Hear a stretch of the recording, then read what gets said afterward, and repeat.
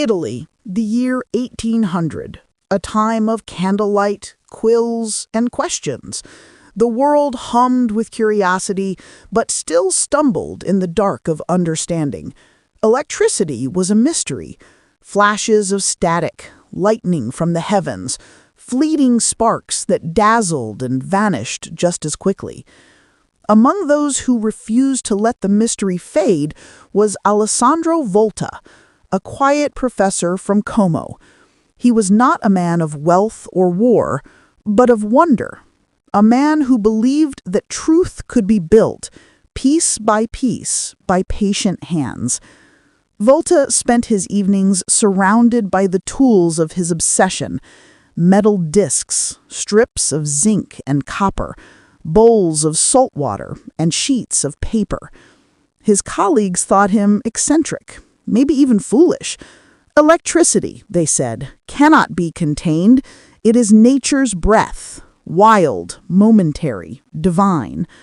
But Volta had a question that refused to let him rest. What if the spark could last? Night after night, he worked in silence. He would place two different metals together, separate them with salt-soaked cloth, and watch for that faint shimmer, that whisper of energy. Some nights there was nothing. Other nights a spark flickered, then died. Yet Volta persisted. For every failed experiment, he made another, and another still. His fingers grew calloused. The room filled with the scent of metal and damp cloth. But one winter evening, as rain tapped softly on the window, something changed. He stacked discs of copper and zinc, layer by layer, divided by paper soaked in brine, higher, higher, like a strange metallic tower. Then, connecting a thin wire to both ends, he leaned in. The wire glowed, faintly, steadily. For the first time in human history, electricity did not vanish. It continued. Volta's heart raced. He had done it.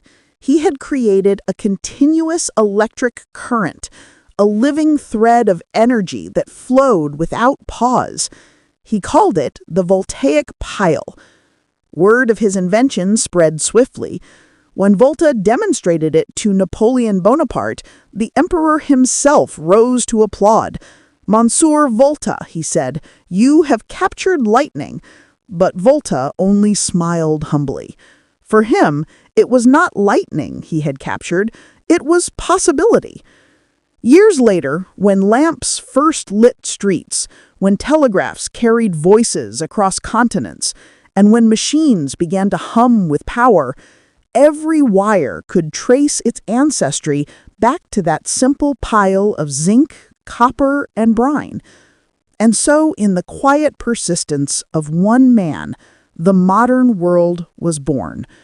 Volta had taught the world something greater than science, that progress begins not with power, but with patience, not with fame, but with faith in an idea. Even today, every time a battery hums with energy, from the phone in your hand to the car on the road, there is, somewhere in its current, a whisper from 1800, a spark that refused to die.